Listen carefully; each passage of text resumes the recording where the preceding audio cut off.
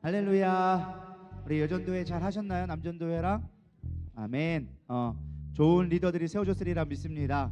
뭐 들리는 말로는 그냥 연임해서 한다 뭐 이런 얘기도 있고, 이제 이목장이나 이제 새로 세우신 데 남전도회는 이미 지난번에 다 세워졌다라고 제가 얘기는 듣긴 했습니다. 1년 동안 이제 섬겨 주실 건데요, 우리가 은혜로 잘 섬기기를 소망합니다. 할렐루야. 제가 보니까 리더에게 가장 필요한 덕목이 뭘까 생각해 봤을 때 겸손이 아닌가 생각되어집니다. 겸손. 사실 우리가 겸손해야 되는데 말은 겸손한 척은 할 수 있는데 진짜 겸손하기가 참 어렵더라고요. 그래서 오늘 주제를 제가 뭘로 할까 고민하다가 이번에 리더들도 세워지고 새롭게 목장도 개편되어지고 여러 가지가 하는데 우리가 좀 겸손함을 좀 다시 한번 생각해 보면 좋겠다. 내가 능력 있어서 하는 게 아니고 내가 잘나서 하는 게 아니고 하나님이 주신 사명 감당하기 위해서 겸손하게 그대로 내가 믿고 하나님을 의지하며 나가는 그런 모습이 우리 안에 회복되어지면 올해는 참 풍성한 한 해가 되지 않을까 하는 생각을 하는 마음으로 우리 겸손 우리 찬양하시면서 우리 준비하도록 하겠습니다.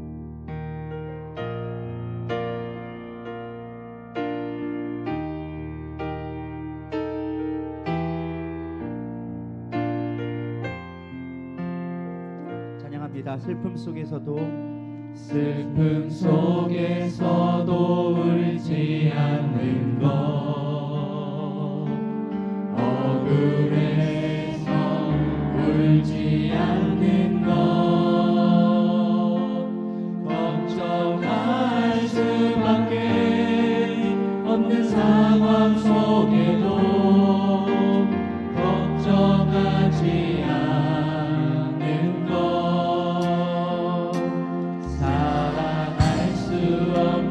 사람조차도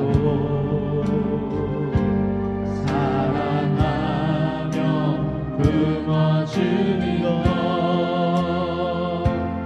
용서할 수 없는 사람일지라도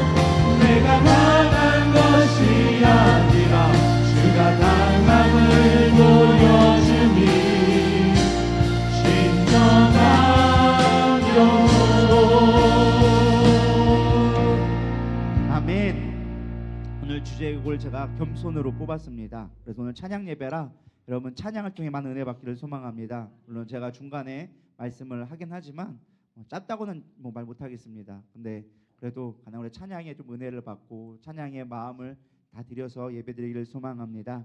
오늘 찬양 예배 주제는 겸손인데요. 겸손은 늘 그렇듯이 아는 것 같은데 사실 어려워요. 여러분 겸손을 뭐라고 생각하시나요? 겸손이 뭔 것 같아요? 알 것 같은데 사실 쉽지 않죠. 알 것 같은데 뭔가 나올 것 같은데 뭔가 좀 잘 안 나와요. 그리고 알면서도 사실은 잘 안 되는 것 중에 하나가 겸손인 것 같습니다. 참 우리가 겸손하게 살아간다는 게 쉽지 않은 것 같아요. 야고보서 4장 6절에 보면 이런 말씀이 있습니다. 그러나 더욱 큰 은혜를 주시나니 그러므로 일렀을 때 하나님이 교만한 자를 물리치시고 겸손한 자에게 은혜를 주신다 하였느니라. 하나님이 좋아하는 사람은 어떤 사람이냐? 능력 많은 사람이 아니에요. 갑자기 사이키가 막 번쩍번쩍거리고 그죠? 능력 많은 사람들이 아니라 하나님이 기뻐하는 사람은 겸손한 사람이다. 그리고 하나님이 멀리하는 사람이 있어요. 아무리 하나님 우리가 구원받고 아무리 뭐 많은 걸 해도 하나님이 멀리하는 사람이 있는데 잘 안 가는 사람이 누구냐? 교만한 사람. 하나님 교만한 사람은 멀리하고 겸손한 사람은 가까이 한다라고 야고보서 기자가 알려주고 있습니다. 저는 그렇게 생각해서 우리가 신앙생활하면서 가장 중요한 덕목이 뭐 성령의 9가지 열매도 있고 뭐 여러 가지가 있지만 물론 성경에서 가장 말하는 최고의 덕목은 사랑이라고 얘기하지만 신앙생활하는 가운데 가장 중요한 것 중에 하나가 우리는 겸손이 아닌가 생각해 보게 되어집니다. 옛날 40만 년 전에 거대한 뿔을 가진 메가케로스라는 동물이 있었다라고 얘기합니다. 근데 이 동물이 얼마 되지 않아서 오래 살지 못하고 멸종을 했대요. 왜 그러냐? 우리 사진 나오나요? 나왔죠? 저건 그냥 사슴인데? 저 사진이 아닌데? 쟤 말고 다른 거 있어요. 메가케로스라고. 쟤는 그냥 사슴이고 쟤 말고 쟤보다 뿔이 한참 더 큰 제가 원고에 줬는데 이렇게 큰 사슴뿔이 있어요. 진짜로 뿔이 이만해요. 이게 사슴의 조상격 되는 애인데 이게 사슴은 지금 저 정도 몸도 안 되잖아요. 이게 몸보다 커요. 그래가지고 사슴의 가장 멋있는 건 사실 뿔이잖아요. 그래서 뿔을 참 아름답기 때문에 많은 사람들에게 이성에게 어필하는 대로 쓰였는데 얼마 되지 않아서 이 사슴이 멸종되어졌습니다. 왜 그러느냐? 이게 뿔이 자랑거리가 되다 보니까 점점 커져가지고 나중에는 뿔이 너무 커서 고개를 못 들었다고 합니다. 그래서 고개를 못 들고 나무에 잘 걸리고 그래서 포시차에 잡혀 먹혀서 얼마 되지 않아 지구상에서 멸종하게 되어졌다. 우리가 너무 많은 영광을 구하고 교만하게 되어지면 결국 이 땅에서 사라질 수밖에 없다라는 것입니다. 때로는 그냥 작은 게 좋다고 우리가 겸손하게 있는 것으로 만족할 수 있는 자족하는 것이 하나님 보시기에 진정한 겸손이 될 수 있을 것 같습니다. 그래서 겸손은 성경에서 어떻게 정의하느냐? 사실은 수업 시에도 겸손이란 것들을 되게 많이 찾아봤어요. 여기도 찾아보고 저기도 찾아보고 설교도 들어보고 참 했더니 사람마다 다 달라요. 사람마다 다 정의하는 게 다른데 공통적인 한 가지 특징은 있습니다. 그게 무엇이냐? 겸손은 태도가 아니라 마음가짐이다라는 것입니다. 다시 말하면 하나님 앞에 내게 나의 중심이 어떠한가라는 것을 성경에서는 겸손이라고 이야기해주고 있어요. 그거를 한마디로 얘기하면 따라해보겠습니다. 코람데오. 코람데오가 무슨 뜻인지 아시죠? 하나님 앞에서처럼. 늘 하나님 앞에 있는 것처럼. 요셉이 보디발의 아내가 유혹해 왔을 때 내가 하나님 앞에 어떻게 득죄하리오 하면서 하나님 앞에 있음을 항상 늘 강조했던 것처럼 코람데오, 하나님 앞에 있는 삶이 우리가 겸손한 삶이다라고 성경은 가르쳐주고 있습니다. 근데 많은 사람들이 예수를 믿는다고 하여도 여전히 겸손을 예의 바른 것, 순종적인 태도, 어떤 좀 젠틀한 거를 겸손이라고 생각하는 경우가 많이 있는 것 같아요. 그래서 진짜 겸손은 사실 막 드러내지 않고 괜찮아요, 뭐 사용하고 막 나이스한 거를 젠틀하게 생각하는데 오히려 그렇지 않습니다. 우리가 뭐 왼손이 한 걸 오른손이 모르게 알아가면서 겸손의 미덕은 남이 모르게 하는 거야, 막 이렇게 생각하는데 물론 그것도 맞는 말이지만 반대로 얘기하면 마태복음 5장 16절에서는 이렇게도 얘기합니다. 너희 착한 행실을 사람들에게 알리라는 거예요. 그리고 그것을 통하여서 하늘에 계신 너희 아버지께 영광을 돌리게 하라라고 사실은 성경에서 오히려 너희들의 선행을 알려라 라고까지도 이야기합니다. 그러니까 단순하게 어떤 겸손하게 내가 뭐 나는 없어지고 막 그냥 사람들한테 착한 일도 안 보이고 그냥 모르게 한다, 이런 것만이 겸손은 아니다라는 것입니다. 우리의 선행을 통해서 하나님 앞에 나타나게 되어지는 것, 오히려 그것을 통해서 하나님의 영광을 드러내는 것, 그것이 더 겸손일 수도 있다라는 것입니다. 근데 오늘날 사실 흐름이 어떠하느냐? PBI라고 들어보셨나요? PBI? 좀 요즘의 말인데 퍼스널 브랜딩 아이덴티티라고 해가지고 자기를 상업화하는 거예요. 퍼스널 브랜딩, 브랜드라고 얘기하죠. 브랜드. 우리가 아는 브랜드 나이키라든지 코카콜라라든지 어떤 그 브랜드가 갖고 있는 이름의 힘이 있단 말이에요. 그걸 가졌을 때 똑같은 신발을 사도 같은 기능인데도 나이키가 붙어 있으면 10만 원대가 되고 나이키가 없으면 3, 4만 원이면 사잖아요. 이게 브랜드의 힘이거든요. 마찬가지인 거예요. 근데 요즘에 추세가 퍼스널 브랜드 아이덴티티예요. 나를 스스로 상품화하는 거예요. 나 이런 사람이야라고 하면서 자신을 상품화하고 나의 가치를 높이는 것들이 오늘날 시대에 많이 영향력을 끼치고 있습니다. 가장 대표적인 게 이제 SNS 같은 거 많이 하죠. 그래서 뭐 인스타그램이라든가 뭐 여러 가지 뭐 요즘에 또 뭐가 있더라? 뭐 여러 가지 아무튼 저는 잘 모르겠어요. 요즘 세대가 아니라 가지고 저도 벌써 이제 X세대 뭐 Y세대 이런 시대라 요즘에 MZ 세대들을 잘 모르겠는데 저는 그래서 페이스북도 안 한 지가 오래됐거든요. SNS 끊은 지 오래됐는데 요즘에 뭐 인스타 안 하면은 사람 취급을 못 받는다고 막 그러더라고요. 그래가지고 그렇긴 한데 아무튼 그런 자기를 알리는 시대가 요즘 트렌드예요. 그러니까 늘 자기 중심적인 삶을 살아가는 게 오늘날 현실입니다. 그러다 보니까 뭐 하기가 어렵냐? 겸손하기가 어려워요. 늘 내 중심이 되어지고 나의 중심으로 지구는 돌아간다. 대부분이 다 그렇게 생각하고 있기 때문에 이게 자신을 죽여버리고 하나님의 뜻대로 살아간다는 게 참 어려운 것 같습니다. 이 시대 속에서 자신을 지워간다는 게 오늘날 시대 가운데 아마 겸손하기 힘든 가장 중요한 원인 중에 하나가 아닌가 생각되어집니다. 그렇다면 왜 우리는 겸손한 척은 해요? 겸손한 척은 할 수 있어요. 근데 왜 굳이 겸손을 하기가 어려울까라는 거를 조금 심층적으로 살펴보려고 합니다. 왜냐? 저는 파는 걸 좋아하기 때문에 깊이 들어간 걸 좋아하기 때문에 좀 깊이 파봤어요. 왜 우리가 겸손하기 어려울까? 여러분 뭐라고 생각하세요? 왜 겸손하기 어려울까요? 여러분 개인적으로 생각했을 때 나는 겸손한 것 같다 안 같다? 대답들이 안 하시면은 긍정이라고 받아야 될 거겠죠? 겸손하다 생각했을 때 그러면은 내가 겸손하지 못할 때는 왜 그랬나? 내가 있으니까 그것도 그렇죠. 내가 있는데 왜 겸손하지 못하냐? 제가 이미 말씀드렸던 거고 좀 더 깊이 들어가면 좀 어려워지기 시작하는데 사실은 우리가 겸손하지 못하는 것은 대우받지 못할까 봐 그런 거예요. 내가 겸손한 척은 하는 건 대우받으려고 하는 거예요. 근데 진짜 겸손하려면 내가 죽어야 되거든. 그러니까 진짜 겸손하기는 어려운 거예요. 우리가 예수님이 내 삶 가운데 드러나고 나는 죽어야지만 겸손인데 내가 완전히 죽어지기는 생각보다 어렵거든요. 우리가 겸손한 척을 하면서 당연히 좋은 대우를 받고 그것이 당연한 권리라고 우리는 늘 생각하고 있어요. 근데 중요한 거 보면 예수님은 제자들에게 단 한 번도 제자로서 살아가는 것을 세상에서 공평하게 살아가는 것이라고 이야기하지 않습니다. 근데 우리는 당연하게 세상 속에서 겸손하게 살면 그에 합당한 공평하게 우리가 대우를 받을 거라 생각합니다. 왜? 하나님은 정의의 하나님, 공의의 하나님이니까 내가 어떤 일을 했을 때 공평한 그에 대한 대가를 바라기 때문에 사실은 겸손한 척은 하면서 진짜 겸손하기가 어려운 거예요. 우리가 세상에서 당연하게 여겼던 것, 최소한의 정의, 예를 들어 볼까요? 하나님을 드러내기 위해서 우리는 사실 애쓸 필요가 없는데도 불구하고 공의 하나님이기 때문에 우리가 뭘 하면은 받는다 생각하는 거예요. 손해 봐도 하나님이 채워주실 거야. 우리 이런 생각을 늘 가지고 있죠. 내가 열심히 하고 더 열심히 하고 낮아지면 하나님 반드시 나를 높여주실 거야. 왜? 성경 말씀에 자기를 낮추는 자는 하나님이 높여주실 거야라는 말씀을 주셨으니까 내가 겸손하게 낮으면 나는 언젠가 높임 받을 거야. 그러니까 낮아지는 자체가 목적의 겸손인데 우리는 낮아짐으로 말미암아 높아질 걸 생각하고 있는 거예요. 이해가 되시나요? 깊이 들어가니까 좀 어려워지나요?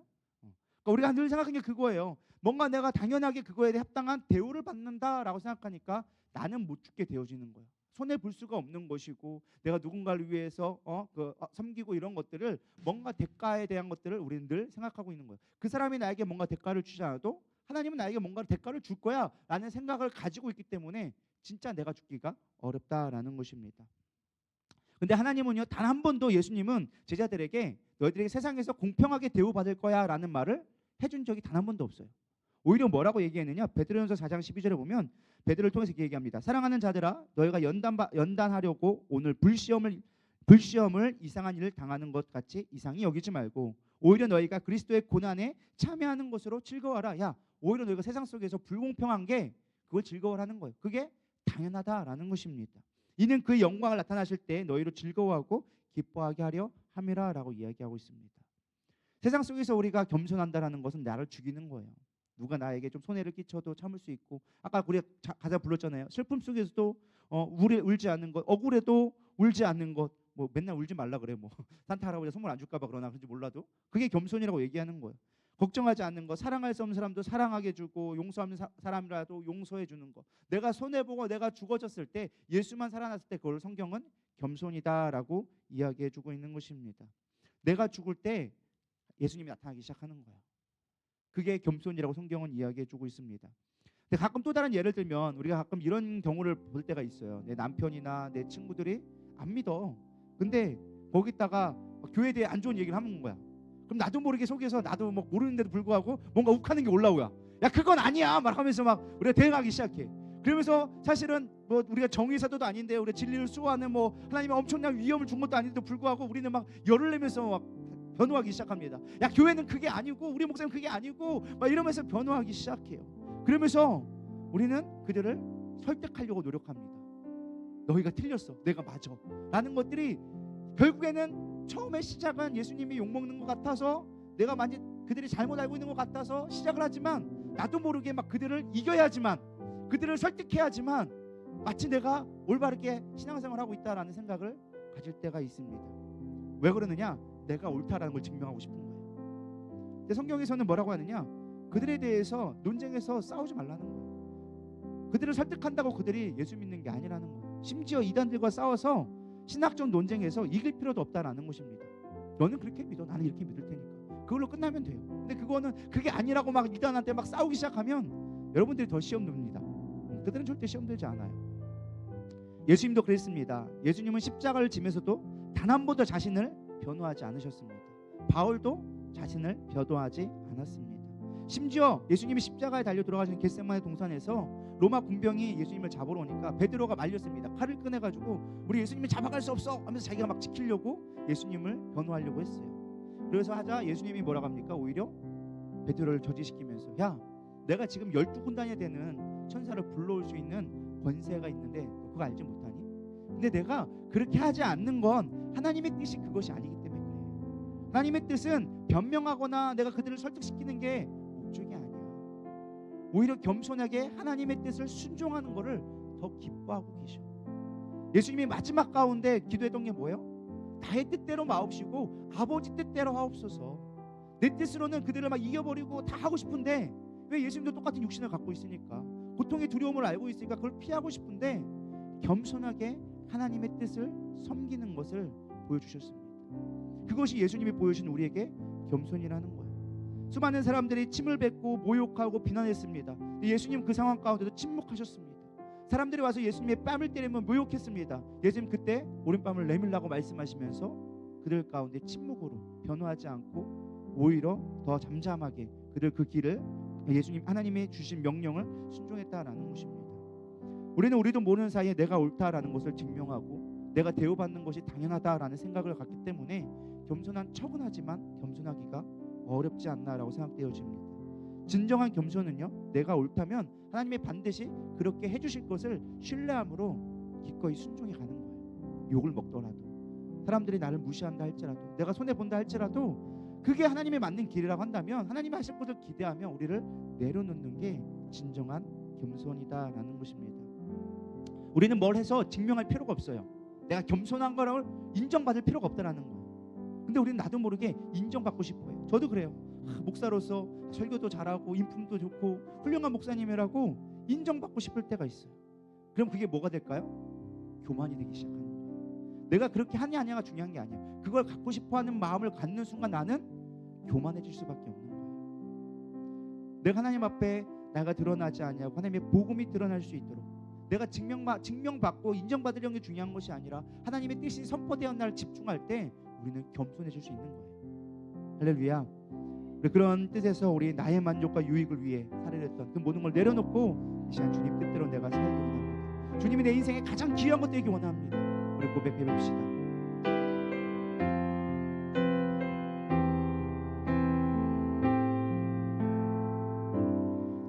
나의 만족과 유익을 위해 가지려 해도 세상의 문제 모두 다 해로 여기고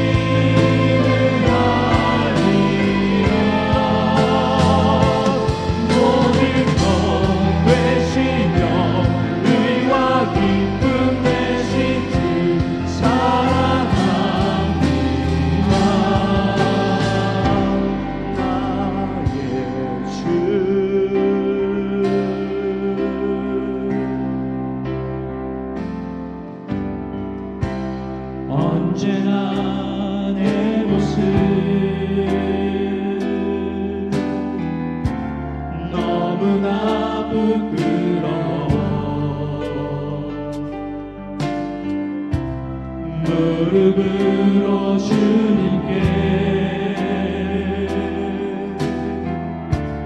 기도로 나오니 나 홀로 서 있네 주는 내 영 깨우사 주님아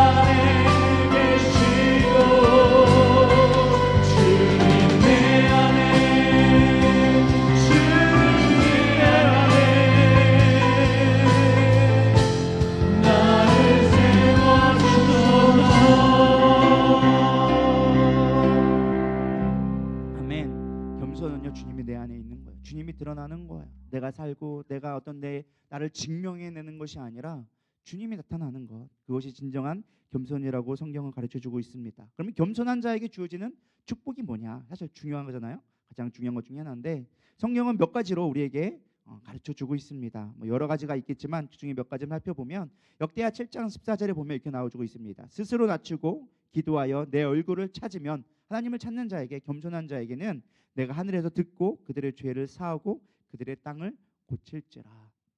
우리가 겸손할 때 하나님께서 우리에게 생명을 주세요. 일단 구원받게 하시고 가장 중요한 건 이 땅에 있는 것들이 회복해 하신다. 하나님 고쳐주세요, 회복시켜주세요, 막 이것 좀 뭐 경제적 문제 해결해주세요. 그거 구할 필요 없어요. 우리가 하나님을 구하고 내가 하나님 앞에 겸손해지면 하나님이 알아서 해준다고 약속해주고 계세요. 내가 회복시켜줄게, 걱정하지 마. 겸손한 자에게 그렇게 해주신다라고 이야기해주고 있습니다. 두 번째, 겸손한 자에게는요 영혼을 소생시켜주세요. 기쁨을 주시기 시작합니다. 이사야서 57장 15절에 보면 또한 통회하고 마음에 겸손한 자와 함께 있나니 이는 겸손한 자의 영을 소생시키며 통회하는 자의 마음을 소생시키려 함이라. 여러분 슬픔이 있을 때 겸손하면 돼요. 사실 우리가 고난을 주고 아픔을 주는 건요 겸손해지라고 주는 하나님의 저는 사인이라고 믿습니다. 제가 가끔 신앙생활하고 목회를 하다 보면 저도 모르게 이게 딱 다운될 때가 있어요. 그러지 말아야지 하면서도 내가 막 아니려고 몸부림쳐도 내 감정이 막 다운될 때가 있어요. 그때 하나님이 주신 제 마음에 주는 건 그래 내가 더 겸손해지라고 그러는 거구나. 근데 그 다운되는 원인들을 잘 살펴보면 누가 날 안 안아주나? 누가 날 봐주지 않나? 나 외로운 것 같은데 누가 나 좀 사랑해주면 안 되나? 그런 마음이 오기 시작하면 나도 모르게 외로워지고 우울해지고 그러면서 힘들어지는 것들을 경험하게 되어집니다. 저만 그런지는 모르겠지만 여러분들 표정들이 아직까지는 잠을 이렇게 참고 계시는데 아마 그런 것 같아요.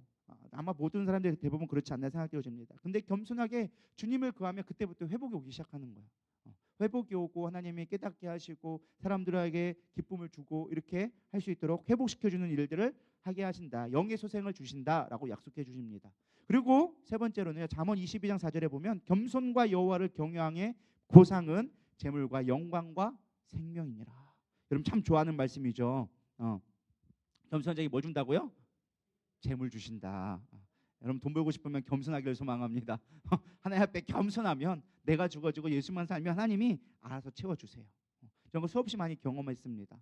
물론 다 사람을 통해서 저희 뭐 어머님을 통하여져서 주변에 있는 분들을 통해서 하지만 전 이제까지 먹는 건 별로 걱정은 안 합니다. 그래도 하나님이 참 그래도 저를 불쌍히 여기시는지 몰라도 먹는 거는 별로 걱정 안 해요. 다 챙겨주시더라고요.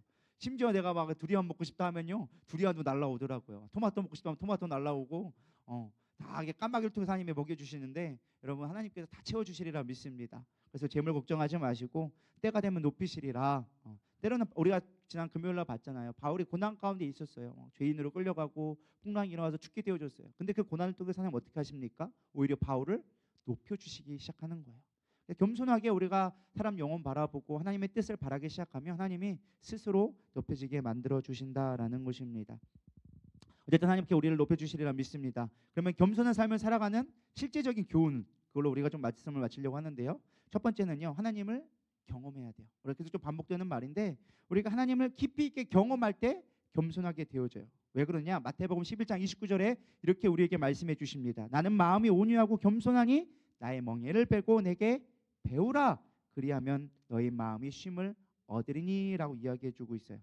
이런 멍에를 맨다라는 것이 무슨 의미일까요? 멍에가 뭘까요? 나이 드신 분 좀 아시죠? 멍에. 이게 짐이 아니라 짐을 멜 수 있도록 이렇게 소한테 이렇게 메어주는 이게 빗장 같은 그게 있어요. 그래서 끈을 묶어가지고 이게 그 수레를 끌거나 아니면은 뒤에 있는 곡괭이를 끌거나 이런 식으로 할수록 어깨에 짊어지는 게 매질 수 있게끔 하는 것이 멍에다라고 얘기합니다. 사실 우리가 멍에 생각하면 힘들 거라 생각하죠. 근데 예수님은 참 재밌는 말씀을 하십니다. 나의 멍에를 베고 내게 배우라. 그리하면 쉼을 얻는다라고 얘기합니다. 아니 멍에를 메면은 더 힘들 건데 왜 쉬라고 했을까라는 우리가 의미를 좀 의문점을 갖게 되어지는데요. 일단 예수님이 첫 번째로 한 게 배우라라고 얘기했어요. 멍에를 하는데 배우라라고 하는데 뭘 배우냐? 온유와 겸손을 배우라라고 얘기했어요. 예수님의 온유와 겸손을 배우라. 근데 여기서 얘기하는 특별하게 배우다라는 말씀을 했을 때 이 배우다라는 것이 관계적인 의미를 얘기해주고 있습니다. 그래서 예수님과의 친밀함을 가지고 살아가라. 예수님과 친밀하라라는 의미로 멍에를 이야기해주고 있어요. 정리를 하면 멍에를 메고 내게 배우라는 것은 예수님과 깊은 관계를 통하여져서 온유함과 겸손함이 몸에 배이게 하라라는 의미를 가지고 있는 것입니다. 어떻게 하면 겸손이 묻어날까? 어떻게 하면 몸에 배이게 될까? 저를 생각해봤어요. 제가 결혼한 지 어느덧 16년이 지났습니다. 16년. 금방 가더라고요. 16년이. 제가 여기서 결혼한 지가 얼마 되지 않은 것 같은데 제가 여기서 결혼식을 했거든요. 2008년도에 2008년도 11월 22일 날 딱 결혼을 했는데 어느덧 벌써 16년이 되었습니다. 사실 같이 산 지 16년이 됐는데 아직도 사실은 무슨 생각하며 사는지 잘 모르겠어요. 함선바가 무슨 생각하는지는. 그래도 다른 부부들보다 사실은 저는 안 싸웠다고 생각합니다. 우리가 신혼 초에 딱 2번 싸웠나? 그거 싸우고는 이제까지 크게 싸워본 적은 없습니다. 자랑 아닌 자랑을 하자면 크게 싸워본 적은 없어요. 약간의 의견이 다를 수는 있는데 막 그거 가지고 막 싸우고 막 말 안 하고 이런 적은 별로 없는 것 같습니다. 그래서 이제 조금 눈칫밥으로 조금씩 서로에 물들어간다라는 저는 생각이 들었어요. 전 이 표현을 제가 적어놓고 되게 감동했어요. 물들어간다. 멋있지 않나? 이게 물들어간다. 마치 단풍이 이렇게 가을이 오면은 어느 순간 이게 바람이 불면 색깔이 이렇게 묻어가듯 노랗고 빨갛고 초록고 이런 것들이 어울려져서 자연스럽게 분위기를 내듯이 서로에게 조금 물들어져 간다라는 생각을 하게 되어졌어요. 그래서 부부는 닮아간다라는 의미가 그런 것 같아요. 각자의 색깔도 있고 각자의 모습도 있지만 근데 어느 순간 비슷한 부분도 점점 닮아가는 거예요. 일찍 물들어갔어요? 한 20-30년은 살아야 되는데 그죠? 너무 빨리 물들었나요? 아무튼 신앙생활도 마찬가지인 것 같아요. 우리가 하나님 앞에 몇 번 기도했다고 몇 번 말씀을 읽었다고 하나님의 어떤 영적인 걸 경험했다고 해서 단번에 겸손해지지는 않은 것 같아요. 근데 우리가 멍에를 매는 것처럼 서로가 함께 예수님과 늘 함께하는 생활들이 되어지다 보면 자연스럽게 우리는 겸손해질 수 있게 되어지는 것 같습니다. 그게 겸손인 것 같아요. 부부가 닮아야지 한다고 닮는 건 아닌 것 같아요. 자기 내가 눈이 찢어졌으니까 내가 눈 찢을게 이렇게 한다고 닮아지는 건 아닌 것 같아. 근데 그냥 있다 보면 같이 머물러 있다 보면 닮아가게 되더라고요. 말도 비슷해지고 생각도 비슷해지고 습성도 비슷해지고 생김새도 비슷해지는 것 같아요. 습성에 따라서 생김새가 변하는지 모르겠지만 실제로 한남대에서 이렇게 해봤대잖아요. 부부가 연차에 따라서 얼마큼 닮아가냐 얼굴이 닮아가냐 했더니 실제로 닮아간다고 얘기하더라고요. 그렇게 닮아가고 얼굴이 전혀 다른 사람이 만났지만 비슷해지는 것처럼 우리도 그렇게 되어진 것 같습니다. 여러분 늘 날마다 주님과 동행하고 주님과 함께 있다 보면 자연스럽게 겸손이 물들지 않을까 생각되어집니다. 그런 의미에서 우리 날마다 주님과 함께 하겠습니다. 고백하는 마음으로 찬양하겠습니다.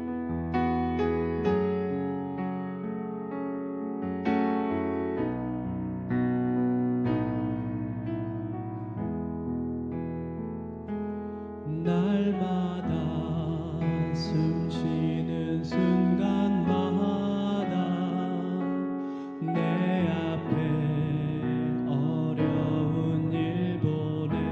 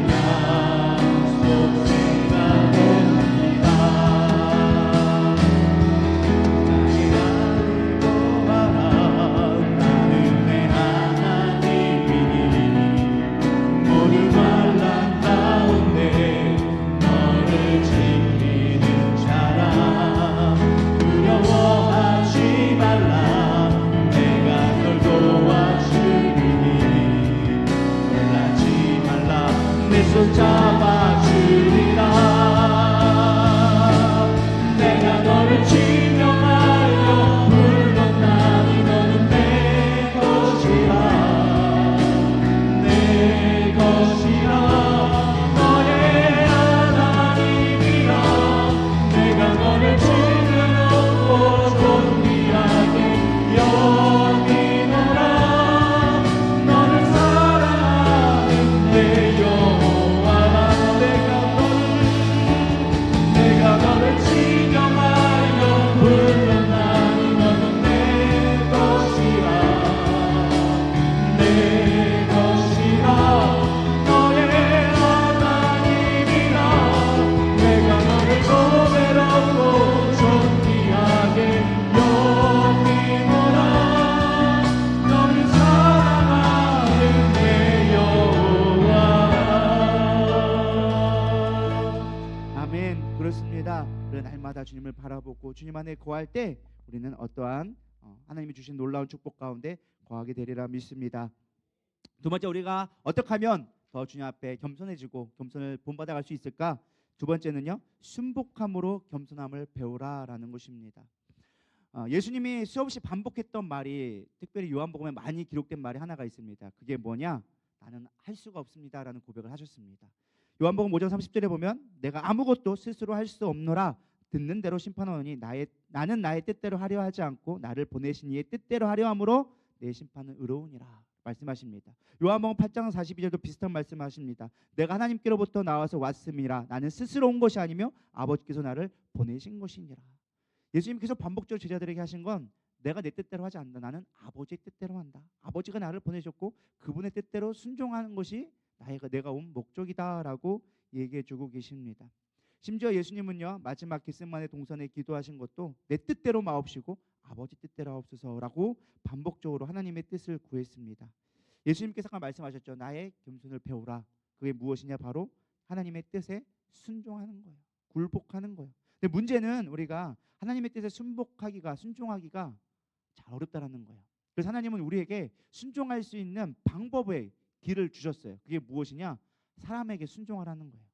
성경 말씀에 보면 순종하라는 말이 잘 나오는데 그게 하나님 앞에 순종하라는 말로 많이 나오지 않습니다. 어떤 말로 나오냐?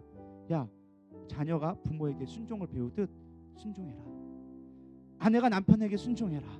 이렇게 가르치고요. 세상 권세 앞에 순종하라 그래요. 저는 사실 옛날에 이걸 고민을 했었어요. 왜 아내는 남편에게 순종해야 되고 가르치냐?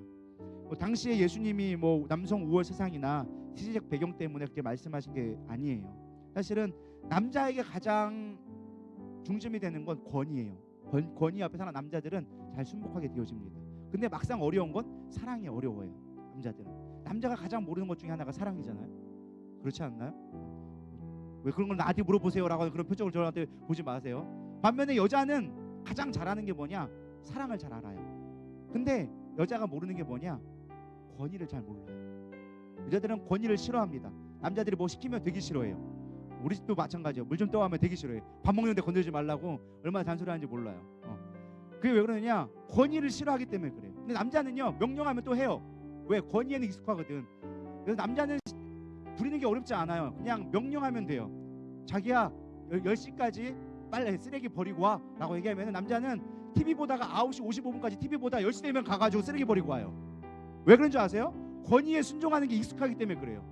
그래서 남자는 권위에 약하고 여자는 사랑에 약해요. 그래서 하나님은 반대로 얘기해 주신 거예요. 남자들은 여자한테 사랑으로 복종을 하는 거예요. 여자는 뭐에 약하니까? 권위에 약하니까 권위에 순종을 하는 거예요. 그래서 뭐를 배우라는 거예요? 서로 섬김을 배우라는 거예요. 서로 순종을 배우라고 가르쳐 주신 거예요. 하나님은 그렇게 지혜로우신 분이세요. 할렐루야. 그걸 잘 이용하시길 소망합니다. 그래서 여자는 내가 사랑한다고 하면 다 해줘. 남자는 명령을 해야 돼. 이거 자기가 할 수 있어. 그러니까 얘기하면 다 되는 거니까 잘 이용하시기를 소망합니다. 심지어 세상 권위에도 복종하라고 얘기합니다. 로마서 13장 1절 각 사람은 위에 있는 권세들에게 복종하라. 권세는 하나님으로부터 나지 않음이 없나니 모든 권세는 다 하나님께서 정하신 바라 라고 얘기하고 있어요. 세상의 권세 앞에도 복종을 하는 거예요. 왜 이렇게 복종하라고 얘기할까? 왜 이렇게 순종하라고 끊임없이 얘기할까? 이유는 딱 하나예요. 하나님 앞에 순종하는 법을 배우라고. 야, 사람 보이는 사람 앞에도 순종하지 못하는데 안 보이는 하나님 네가 어떻게 순종하겠냐? 어떻게 너희들이 겸손을 배울 수 있겠냐? 너희들이 순종할 때 겸손을 배울 수 있어. 복종할 때 겸손을 배울 수 있어 라고 말씀해 주고 계신 것입니다. 우리가 사람 살다 보면 참 사람이 내 뜻대로 되지 않는 것을 경험하게 되어집니다. 심지어 하나님도 내 뜻대로 되지 않는 것 같아요. 그렇죠? 여러분, 저는 저만 그런지 모르겠어요. 저는 가끔 보면 하나님이 내 뜻대로 안 움직여 주시더라고요. 그럴 때마다 약간 억울할 때도 있긴 한데 우리가 하나님의 뜻에 순종해 되리라 믿습니다. 그리 아니하실지라도 나는 하나님 뜻대로 순종하겠습니다. 우리 고백하며 박수치며 찬양하겠습니다. 그리 아니하실지라도 감사해요. 주님 뜻을 믿기 때문이죠. 그리 아니하실지라도 그리 아니하실지라도 사랑해요. 합력해서 선을 이루어요. 언제나 나를 향한 신실한 사랑, 우리를 향한 그 크신 사랑, 우리가 함께 높이며 주를 찬양해. 할렐루야. 하나님께 영광. 언제나 나를 향한 신실한 사랑, 우리를 향한 그 크신 사랑, 우리가 함께 높이며 주를 찬양해. 할렐루야. 하나님께 영광. 할렐루야. 할렐루야. 하나님께 영광. 마지막 한 번 더 할렐루야. 할렐루야. 하나님께 영광. 할렐루야.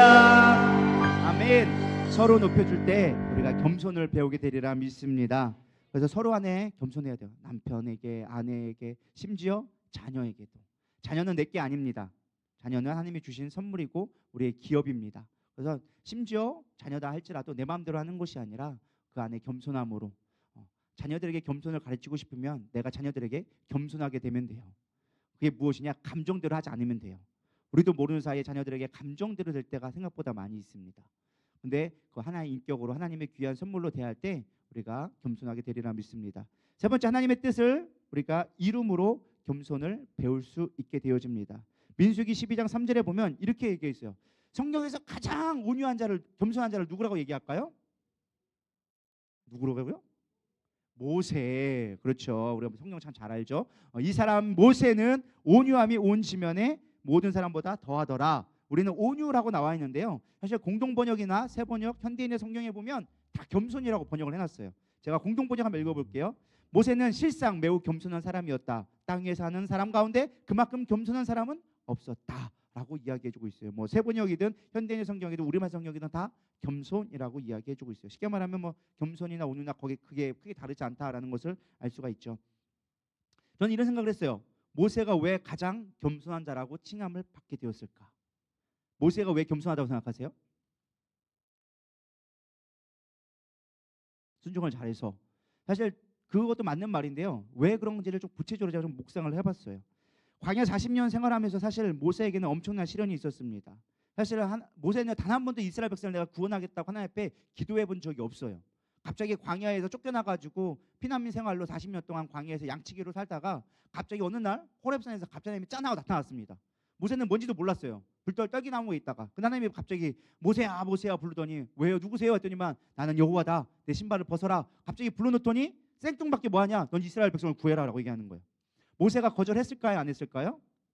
거절했어요. 내가 어떻게 가요? 이 나이에 80세 돼가지고 뭘 한다고. 하나님 나 못 가요. 그러니까 하나님이 시험을 주기 시작합니다. 뱀을 만지라고 그러고 야 손을 팔에 넣어봐라 하면서 문둥병까지 걸리고 막 그러자 보니까 하나님 어쩔 수 없이 모세가 울며 겨자 먹기로 알겠습니다 라고 순종했는데 그래도 안 될 것 같으니까 마지막 고변을 합니다. 하나님 내가 순종은 하겠는데 나 말은 못하는데 어떻게 해요?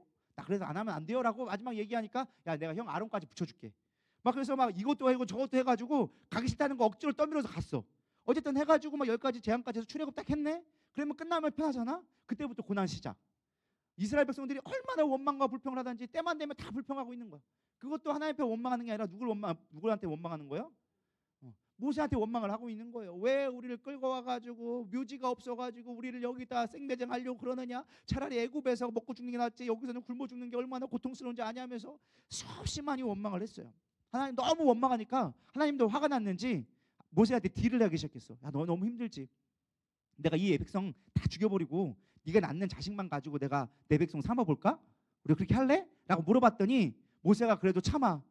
그 이스라엘 백성 어떻게 끌고 왔는데 내가 10가지 재앙하고 그 욕먹어가면서 하기 싫은 거 억지로 끌고 왔는데 하나님 나의 영광을 위해서가 아니라 하나님의 뜻을 위해서 하나님의 이름을 위해서라도 그렇게 하면 아니 되옵니다. 그들을 살려주옵소서. 그렇게 해가지고 어쨌든 울며 겨자 먹기로 이스라엘 백성을 질질 끌고 왔어요.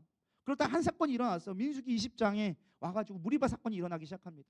막 물 달라고 배고파 죽겠다고 왜 가지고 하니까 어느 날 이날 모세가 좀 기분이 안 좋은 일이 있었나 봐. 너무 화가 났어. 야 내가 언제까지 너에게 물을 내랴? 한 번이면 됐지 뭐 언제까지 하라고 막 하면서 화를 버럭 낸 적이 있어요. 그러면서 반석을 2번이나 쳐가지고 하나님이 능력을 주셔가지고 반석에서 물은 나왔어요. 근데 성경 말씀에 뭐라고 얘기하느냐? 모세는 그 무리바 사건으로 인하여져서 나의 경건함을 거룩함을 드러내지 못해서 너는 가나안 땅에 못 들어간다고 얘기한 거예요. 그럼 얼마나 억울해요. 마지막 다 왔는데 그렇게 원망하고 불평하고 온갖 떼쓰고 다 했던 이스라엘 백성들은 들어갔어. 근데 중요한 자기는 딱 한 번 실수했는데 하나님이 들어가지 말래. 얼마나 억울하겠어요. 안 그래요? 여러분 같으면 어떻게 하겠어요? 하나님 해도 너무하지. 내가 한다고 했어요? 안 한다고 했는데 불러놓고 기껏 해가지고 다 왔더니만 이제 와가지고 마지막 영광은 나에게 취하지 말라고 하시고 저렇게 말 안 듣는 것들은 맨날 하나님 들어가게 하시고 도대체 하나님 뭐예요? 라고 따져볼 것 같더라고요. 저 같으면. 근데 모세는 어떻게 하느냐? 그것도 하나님의 뜻입니다. 마지막에 느보산에서 그 가나안 땅 코앞에 있는 거 그냥 내려가기만 해도 가나안 땅인데 그 앞에 코앞에서 보면서 그것 하나님의 뜻에 순종하며 그곳에서 생을 마무리하는 것을 보게 되어집니다. 하나님 보시기에 뭐가 그렇게 겸손했을까 생각해 보니까 아마 이러한 모습이 아닌가 생각되어집니다.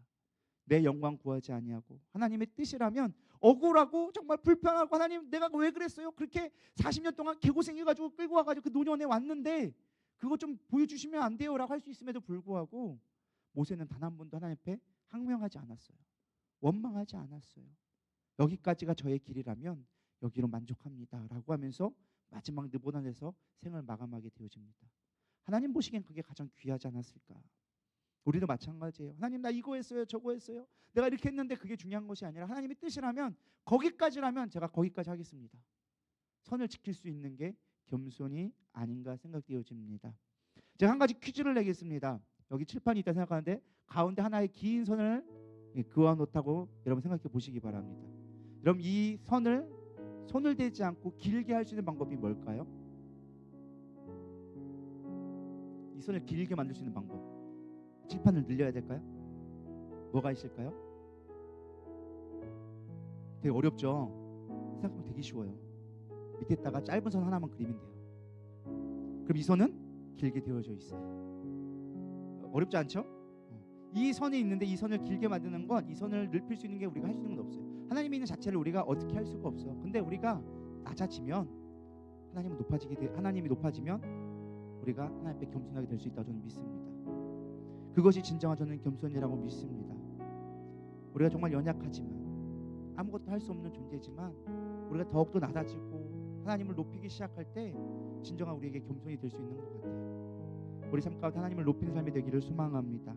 하나님의 이름을 높이고 하나님의 뜻에 순복하며 나가고 하나님의 뜻이 나타나기 시작하면 자동적으로 여러분 겸손해지게 되어져 있어요. 모세처럼 억울해도 늘 겸손하게 하나님의 뜻을 구하며 순종하는 저 여러분 되기를 소망합니다. 우리 마지막으로 찬양 고백하며 예배를 마치도록 하겠습니다.